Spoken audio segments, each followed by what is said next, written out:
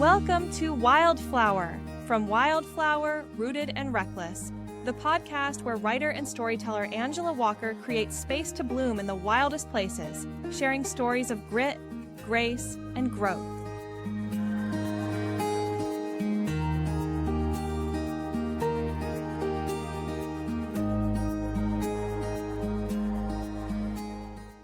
Welcome to episode 4 of Wildflower. From Wildflower, Rooted and Reckless podcast, I am Angela Walker.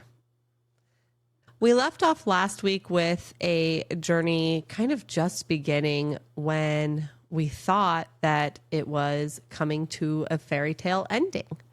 So just a quick recap, Cody was born on Christmas Eve with a minor physical defect called gastroschisis. Not the gastroschisis is minor, just that Cody's case was minor. The day of surgery, they tucked his intestine back in, sewed up the 3-centimeter hole, made it look like a cute little belly button, and he was making a phenomenal recovery. We were about to come home in record-breaking time, and boom. He came down with a fever from a bacterial infection in his PICC line that resulted in spinal meningitis and significant brain damage. So what was a record-breaking recovery turned into something much different. So here we are. I am moving into the Ronald McDonald House, which I want to make sure I give all the accolades in the world to because they truly are a light in the darkness. Cody is now on antibiotics for something like 20 days, and I am going to the hospital every morning and then every evening returning back to the Ronald McDonald House where I spend the night and just do it all over again the next day. So in that time, Cody is drinking his bottles, he's breastfeeding, I'm able to hold him, spend time with him, read books to him. So if you don't know about the Ronald McDonald House, let me just tell you, just very briefly, they are incredibly welcoming. They run mostly off of donations. We paid just like a few dollars per night to stay there, and we had to do one chore. That was kind of the thing, is if you stayed there, you had to do one chore. And so honestly, doing those chores kind of helped me feel normal. It gave me that little bit of normalcy that sweeping the floor can give you when it seems like your entire world is crashing down around you. They also had like activities that would come in. They had groups that would bring in dinner. So Girl Scout groups and Boy Scout groups and church groups would actually bring in lasagna dinners, things like that. They have kitchens, like multi-kitchens in one big kitchen with huge fridges and freezers so you can actually grocery shop and cook yourself if you'd like. I didn't have to worry about food while I was there. They had baskets of things like muffins and fruits and all kinds of stuff that had been donated or left over from the dinner the night before that we were able to grab for breakfast or make ourselves something for lunch. There's just always something to eat. I met some really incredible people there. I met some not so incredible people there too, but I met some really incredible people there that also had their life crashing down around them. And so we were able to connect in that way. I think sitting here saying it now sounds so weird, but at the time we were all exactly what each other needed. We were sort of going through our own stories, our own journeys. They all look differently, but the common denominator was we were just human beings trying so hard to row our boat and smile. So late at night when we were making artichoke dip in the kitchen and talking about the organ that fell through for a child or the devastating diagnosis of an infant, or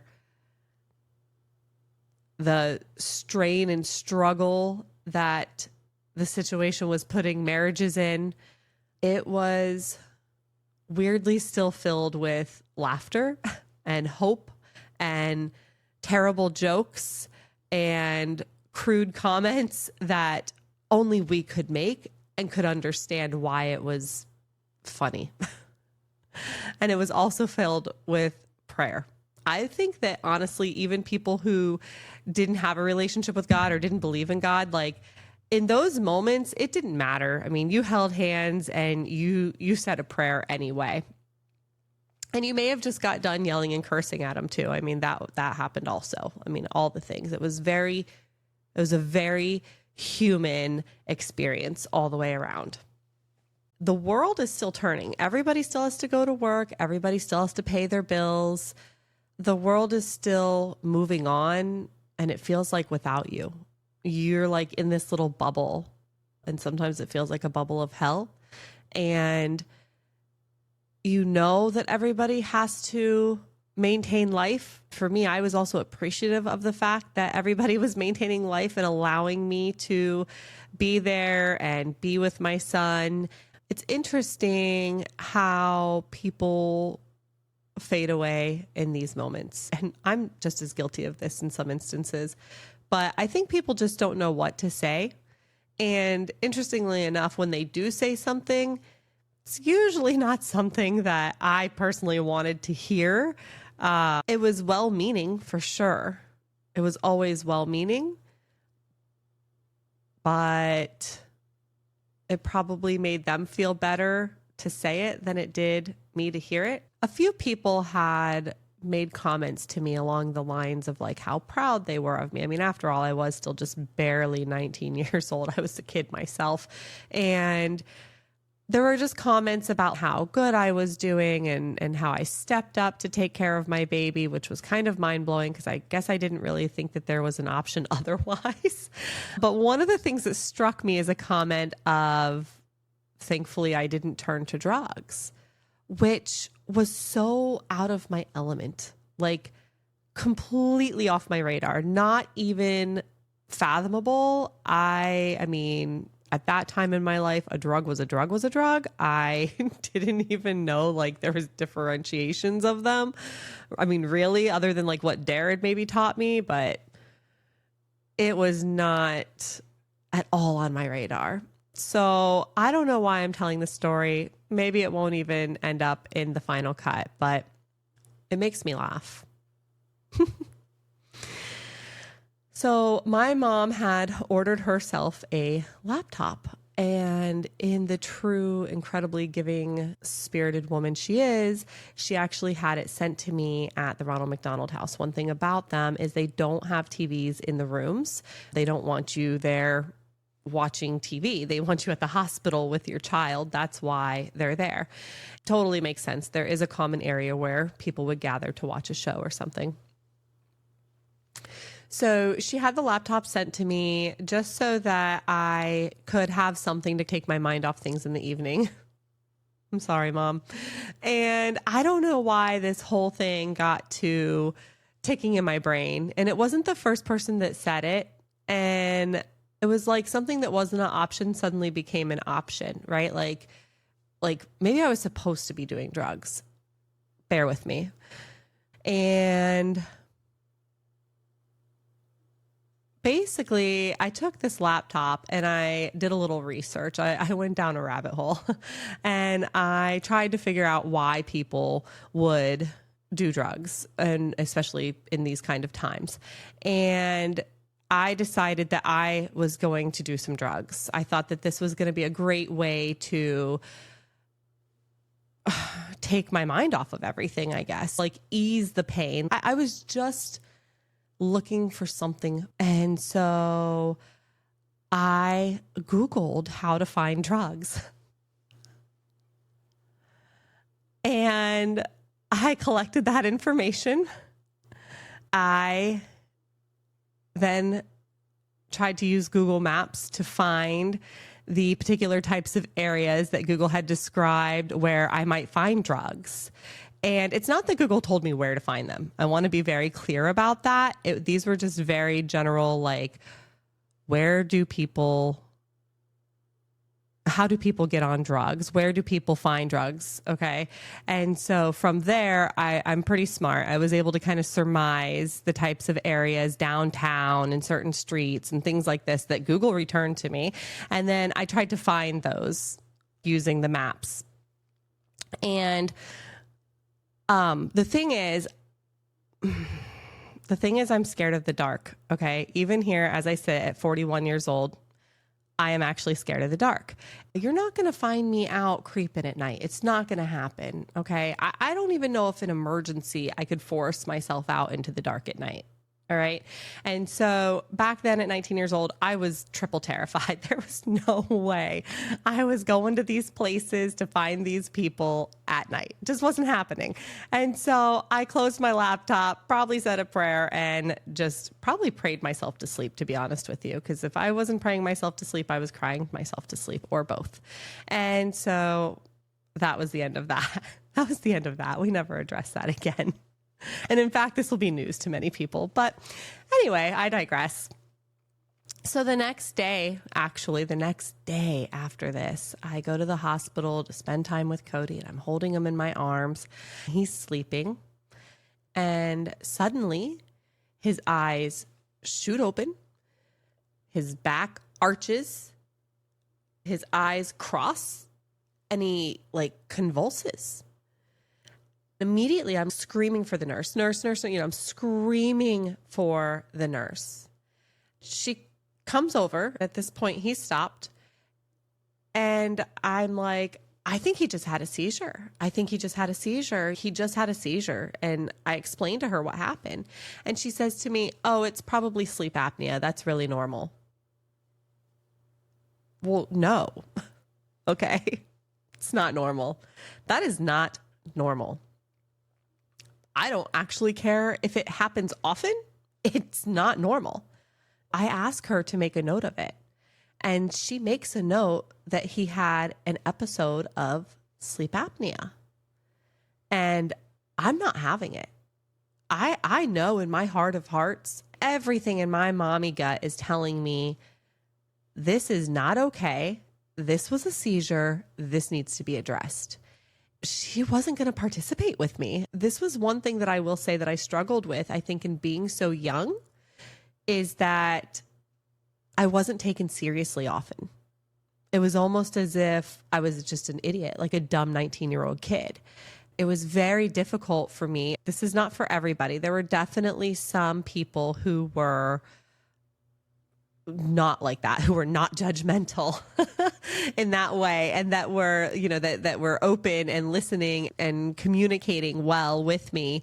And I mean, I was serious about this. I had medical journals, I had dictionaries, I was learning everything, the jargon. I wouldn't know sometimes what they said to me. I'd have to remember words, and I'd go back and research them to see what it meant and things like that, so that I could keep up to speed with what was happening. Because again, this was a rocky road part of life in an otherwise vanilla timeline. I had to learn what I was walking through. I had to learn this new world, basically, this new language, if you will, so that I could keep up and have these communications and be taken seriously. But this particular person was not, she didn't care. She was very callous, very jaded, and I get it. That's a rough place to be day in and day out. Not everybody makes it out of that hospital, and it can be a crushing place. So I packed a duffel bag and I came to the hospital, and I camped out in the hospital. I did. I stayed in the family waiting room. I slept on my duffel bag, all kinds of places. I spoke to everyone. I didn't care if you were emptying a trash bag. I didn't care if you were welcoming hey, you can't stay here kind of a thing. Then I would just migrate somewhere new. I spoke to nurses. I spoke to, if you were wearing a white coat, we were going to have a conversation. I hung out by elevators, and I just kept telling the story. I kept saying, my baby had a seizure, and the nurse is saying it's sleep apnea. And most of the time they would say they're not the physician assigned to my child, basically, and to tell the nurse and to talk to the doctor that was assigned to my child. So this went on for a couple of days. And finally, I found someone who would listen to me. She was a doctor. She ordered the right tests, and she stepped in a different type of way. She helped move things along.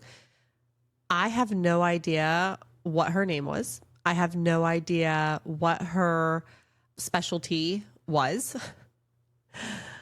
I just know that she was kind of like the saving grace, like the saving grace sent from God. She helped me immensely. She got everything moving. This all kind of culminated into this moment where they called us into this meeting room. There was the whole team of doctors there. They informed us that the EEG had come back, that there was abnormal brain waves, and that Cody had epilepsy. Additionally, they went over his MRI with us. They showed us kind of layer by layer his brain and the damage to it. They explained that because he was an infant, his damaged portions of his brain had been reabsorbed by the body. Essentially, he had holes in his brain where brain matter should have and had been. They told us that if he makes it out of the hospital, he would be in a permanent vegetative state, that we would be lucky to see him smile. And if he did, it would be a result of an involuntary reflux, such as passing gas. And I was numb. I was numb. I was totally broken inside. I was angry. I was so angry. But I was blank. I don't remember saying very much. I don't remember asking very many questions. I just pretty much said thank you. We got up. We went back to Cody's bedside, and I think just tried to process. It was hard to accept. It was really hard to accept because Cody was still doing remarkably well. In light of everything, he was still doing remarkably well. So there was this element of gratefulness, but also this undertone of mourning, because in some ways, the son that I birthed on Christmas Eve was gone. But I was still holding my baby. And Cody was breastfeeding. He was taking a bottle. He would drink by bottle his required amount of breast milk. Remember, I did all that pumping. And then he would breastfeed until full. In so many ways, he was like any other newborn baby. I don't really know that I had an idea of what this would look like. I think at that point, honestly, I was kind of checked out. I even, fight or flight. I think I was in fight and flight. Fight, freeze, flight, all of it. I was doing all the Fs right then and there. And then a social worker walked in. So somebody had reported to the social worker that I had a inappropriate or lack of emotion or reaction to devastating news. And so they, I guess, were concerned that I didn't care or that I didn't understand the magnitude of the situation, which in retrospect, 20 something years later, I can say that that's true. I did not understand the magnitude of the situation.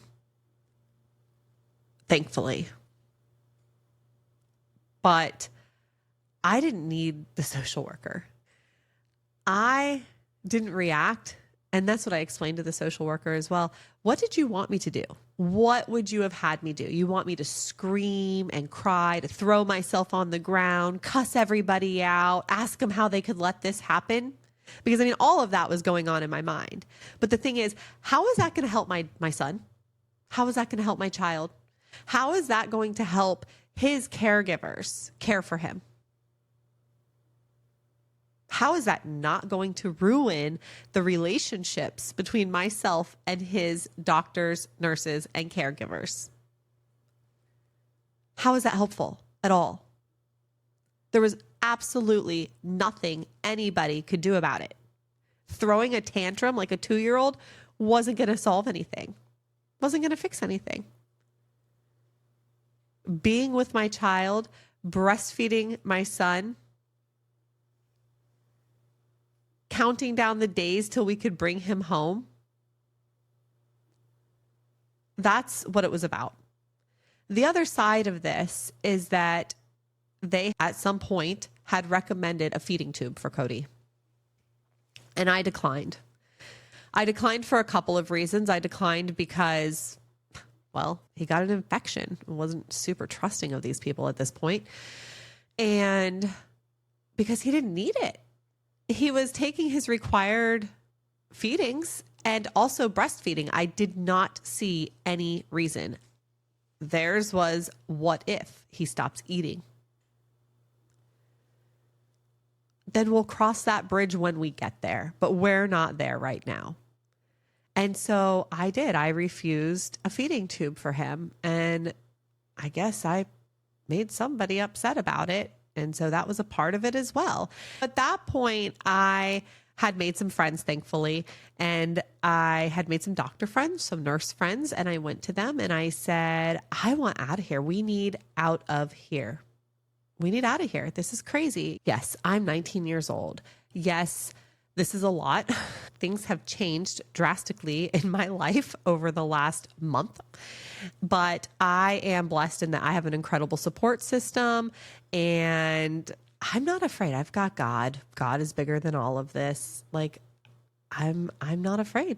Cody had checked all of his boxes. He was doing all of the things. He was stable. He was eating. He had finished out his antibiotics. His blood tests were coming back good. His medications were figured out. His appointments were set. Everything was squared away. And, you know, the bottom line for me was they had not kept him safe. They had not kept him safe.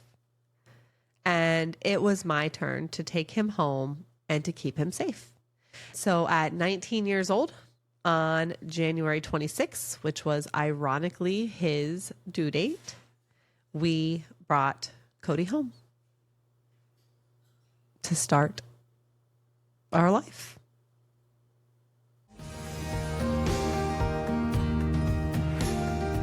You've been listening to a Wildflower Rooted and Reckless podcast production with Angela Walker. Catch Wildflower drops on Tuesdays, Rooted on Wednesdays, and Reckless on Thursdays. Subscribe wherever you listen. Stay wild, stay rooted, stay reckless.